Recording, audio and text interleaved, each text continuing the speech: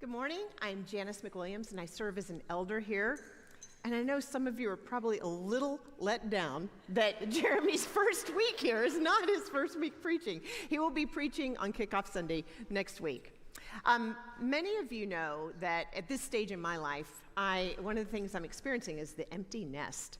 And this is not to say that my young adult kids might not come and live with me another time, but right now they're not living there. And there's some things that I really like about this. But there are some things I really miss. Let me tell you, my husband and I belong to the neighborhood pool. For years, we've gone to the pool. Now, back when I was raising humans under my roof, when I would take those kids to the pool and I would come back home, I would think, I am an awesome mom. I have just taken my human beings to have physical exertion with other human beings. They weren't on screens all day. Doing a good job, Janice. Check. So I got that kind of lift every time I would go to the pool. Now, we still go to the pool. And when I get home, I just realize I went to the pool. And it was hot, and I felt like going, and so I went. No lift, right? And it's kind of similar with cooking. And it's kind of similar with cleaning. There are all these ways that I used to get kind of this juice from the old way, and it's kind of a letdown to be in this phase of life in some ways. Now, I realize that if I just perseverated on those realities, that I could lose the chance of seeing what this new phase in my life affords me. Because honestly, there are ways that I have space to serve other people, to be available, to do favors. I can have lunches with people and coffees in ways that were kind of harder before. But if I were over-focused on the things that I missed about the old way, I might miss seeing what's new. Now, we're at this pivot point, as Jeremy so aptly described, where we are coming from the season that was behind us, and we're coming to a new season that's before us. And Jesus was always so good at helping people rumble with what it meant to be prepared for him and prepared for the new way that he was going to be showing up. And so the last week of our Storyteller, Jesus the Storyteller series is we're going to be looking at a story where he does just this. It's in Luke chapter 5, starting in verse 33. And so hear these words as they are spoken for all of us in this season. One day, some people said to Jesus, "John the Baptist's disciples fast and pray regularly, and so do the disciples of the Pharisees. Why are your disciples always eating and drinking?" Jesus responded, "Do wedding guests fast while celebrating with the groom? Of course not. But someday the groom will be taken away from them, and then they will fast." Now, for the audience that Jesus was speaking to, everyone would be familiar with this metaphor. When he's talking about a wedding feast, everyone would click in and know the rules of a wedding feast. And one of the rules during a wedding feast was that you're not allowed to fast. It's actually forbidden and would be an insult to the bridal party if you were to fast. And so Jesus is likening himself to the important guest of honor, as you will, and saying, my disciples are feasting because those are the rules. And everyone would have kind of clicked into this. And that's why he's able to say, of course not. You would never fast while you're at a wedding. So continuing, he says this, "Then Jesus gave them this illustration. No one tears a piece of cloth from a new garment and uses it to patch an old garment. For then the new garment would be ruined, and the new patch wouldn't even match the old garment. And no one puts new wine into old wineskins. For the new wine would burst the wineskins, spilling the wine and ruining the skins. New wine must be stored in new wineskins." So these metaphors, too, would click in for the listeners and be very accessible to them. They would all understand this metaphor of the unshrunk cloth on an old piece of clothing, and they would all understand the significance of a new wineskin for new wine. I did find a picture of wineskins so you can see it, because it's not such a clear metaphor for us. And they are leather pouches, and wine would be poured into these pouches, and then a fermentation process would take place that released gases and would stretch the leather of those skins. And it would stretch it out so that those wineskins needed to be supple and soft for the wine to be able to do what it was supposed to do in there. And so the listeners knew this, and they knew that these wineskins would burst if they were pre-stretched and new wine were put inside. And so what is Jesus saying? He's likening himself to a bridegroom, saying, it's very important and significant that I'm here. But he's also saying, you all have a role in being responsive to my being here. And so by using this metaphor of a wineskin, he's saying, if you are stretched out to capacity and that leather is hardened, you are not in a good place to receive me. He's saying, I'm the new wine, and a new wineskin is what is required of you to receive fully my presence. Now, as we look at moving forward into the new season, there's a little bit of looking backwards I want to make. And I gotta say, in part of my day job is doing spiritual direction and counseling, and some of my people that I work with are pastors of churches. And I hear all kinds of stories about all the crazy things that happen in all the churches that are really painful to hear about and really kind of surprising. And a lot of times when I'm hearing these, I'll often have the thought of gratitude that Central really is, for all our foibles and imperfections, a pretty healthy church. You know, we haven't fallen apart on, and had dramatic breakdowns and things like that. And I realize it makes me really grateful. I feel like God's hand has been on our church, protecting us and guiding us, making this a really special place. And when I think about even the last years of our life in the world and in our church, I think Central, you guys, we are especially good at pivoting when something new happens. So if you consider, John retired, Andy got divorced, we had a global pandemic, we went online, we reopened, we had an interim pastor, and the interim pastor left, we had our executive pastor resign, we had other beloved staff members move on to new opportunities. We called Jeremy, and then we ended up needing to say goodbye to Andy. I mean, there's pivot after pivot after pivot after pivot, right? And I think that we are really good at those pivots. And at the same time, there's been like a long period of some uncertainty or some question mark about what's next. And so I think it makes sense for us to contemplate, what does it mean for us to take Jesus' metaphor of the wineskins into our own hearts as we pivot towards this new change? So I thought it would be helpful to look at some of the signs of old wineskins versus new wineskins that may come up. In an old wineskin mentality, you may be consciously or unconsciously really committed to and attached to the old way of doing things. And a new wineskins mentality may mean that you're open to changes. Now, one of these changes has already taken place, and you may not even realize it. From the beginning of time at Central, session meetings have been on Monday nights. I talked to Kristen Menopoulos, and she remembers her father when he was on session in the early 90s going to Monday night session meetings, and I think well before then they were on Monday nights. They have, as far as I know, always been on Monday nights. Well, Mondays are typically Jeremy's day off. And so he floated the idea of us possibly changing this sacred decision someone made. I'm not kidding. When you get asked to be on sessions, like, would you be on session? And by the way, our meetings are on Monday nights, and that's not going to change. So No, anyway, but we considered it, and we decided we are going to move our session meetings to Tuesday night. Keep your seats, everyone. It's okay. There will be prayer ministers at the pillars for any of you who need help with this one.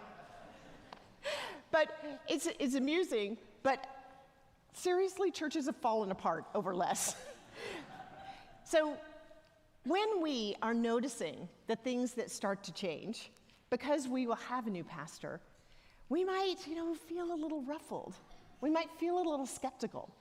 And so being open-hearted about those things, as we see Jeremy's influence and the particular ways he challenges us in his preaching, or the way his influence comes through in the worship, or structures that disappear and new structures that appear. Can we have an open heart towards those things? So movement from kind of rigidity or fixation on the old ways to openness to what may be new is one way we can pivot from being an old wineskin to a new. Another way is often, and it's so easy to do this, we can have kind of an outsider perspective, and I think that that's an old wineskin posture when you're sitting back going like, wonder what's going to happen at Central after that pastor comes. I'm going to wait here and see if I like it, and if I do, maybe I'll stay around. Or maybe it's an attitude that may manifest in like, I wonder what Central's decided about blah, blah, blah. I wonder what the staff are going to do about this. I wonder what the elders are going to say about that. And you're standing back, waiting, kind of judgy, weighing whether you're going to invest. I think a new wineskin mentality is when you're all in, when you are sinking your roots in, and you're saying, this otherness doesn't really mean anything because I am a part of this church. I was thinking about times when this has been a challenge for me, and I remembered my sophomore year in high school. I moved from Alabama, just outside Tuscaloosa, to Northern Virginia, and that was a big, big change for me. And when I came, when we were looking at where I was going to be in school and stuff, we quickly realized I was actually pretty behind academically, and so I went to the alternative high school in the county where I lived so that I could take more classes. Now, I got all set up to go there. I was ready. I'm going to my first day of school, and I got ready for school just like I would have in Alabama, which was basically as if I were auditioning to be on the cover of Teen magazine. So I planned my outfit, and I remember it, all of it. At this point, I was wearing a pink Madras plaid shirt, and I didn't have a belt. I just had a pink ribbon tied around my waist, and jeans, pink tennis shoes, and I had gotten hot rollers so my hair was like, do I have any amens on the hot roller phase? Anyone out there? Woo! Yeah, thank you. Okay, so I had the hair, the look, the ensemble. And so I got on the school bus, and I was the only person on the school bus. When the school bus stopped, it pulled up in front of the school. I started to realize that maybe part of the meaning of alternative high school, when there were about 50 kids out front hanging out, waiting for school to begin, and there were people jumping on trick bikes, skateboarding, there were ripped t-shirts and cut-off jeans and a big boom box playing all this music, and basically everybody was just like so casual. And in Alabama, like our dress code, you weren't allowed to dress like these yahoos were dressed, So I was just like, oh, it's gonna be different. So I got off the bus, and it was like one of those movie scenes when the music from the boombox continues, but everybody stops what they're doing, and like, what is that? The principal of the school, who I had met before, came out. He was also wearing shorts. I was the only person in long pants there, and I have this incredible Southern accent, and I am incapable of saying a phrase to an elder like that without "sir" at the end. And everybody just watched and laughed. Now that whole day, no one spoke to me, and I didn't speak to anybody. And I sat back thinking, these people are crazy. If my friends could see me now, I was in a very other mentality, kind of kind of intrigued, kind of interested, and kind of judging the experience and just waiting to see what would happen. Now, as it happens, there were some people who started to speak to me. I looked in my closet, and I was able to tone it down a little bit, and that school became my school. Those people became my people. But I had to shift from that other mentality and into one of owning. This is mine. I think that this is one of the most important shifts that we can make as individuals and as a community as we approach this new season.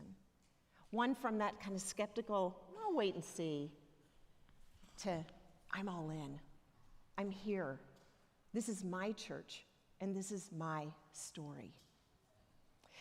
And that leads me to kind of the final point I want to make about a new wineskin, and that is that ultimately, when Jesus brings this parable to the people, he is saying, I am here. And so, as much as this parable can help us to be open to new experiences or new things, ultimately, Jesus uses this parable to usher in his own presence.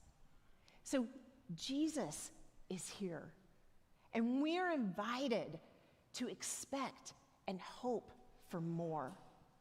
And so, from old wineskins to new might look like having low expectations for what Jesus might do in your life, to having hope and higher expectations about what might happen in your own life. Might that really stuck place in your life get melted and healed? Might that broken relationship finally be reconciled? Might this season of doubt or spiritual dryness be renewed? Jeremy's sermon series for the fall is called Renovation of the Heart, taken from Dallas Willard's wonderful book. But just think about that phrase, renovation of the heart. How many of us need a renovation of our hearts? And what would it look like to decide today to ask God for a new heart that looks like and feels like and seems like a soft, new, flexible wineskin? Ezekiel 36:26 is an important verse for me. And I will give you a new heart, and I will put a new spirit in you. I will take out your stony, stubborn heart and give you a tender, responsive heart. You see, for some of us, we don't know what to do about our stretched out, crunchy, hard wineskin. We need God to give us a new heart. And opening ourselves up to that today as we pivot towards what is new is what I hope that all of us can do. Taking our own hopes that have maybe been kind of squashed, our doubts that have maybe been gripping us, and come with a new hope and a new expectation.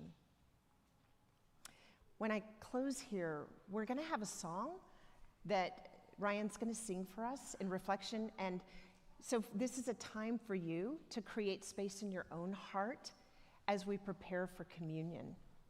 And as the words become familiar to you, you can sing along with it. And then Jeremy is going to lead us in communion. Now, what I love about celebrating communion in conjunction with this passage is that communion is meant for the church universal. It's celebrated all around the world in all Christian churches, right? But communion cannot be practiced without each individual coming up, choosing a piece of bread, tasting it, chewing it, swallowing it. Communion doesn't exist without each individual participating. And for us, Central is facing a new season and a new story in the story of God unfolding in our church. But it is your story, and it's your story, and it's your story. And we celebrate it individually and as a community together. And so, as you reflect, let's ask God to do that work of giving us a new heart and a new spirit so that we can understand God's story unfolding in each of us.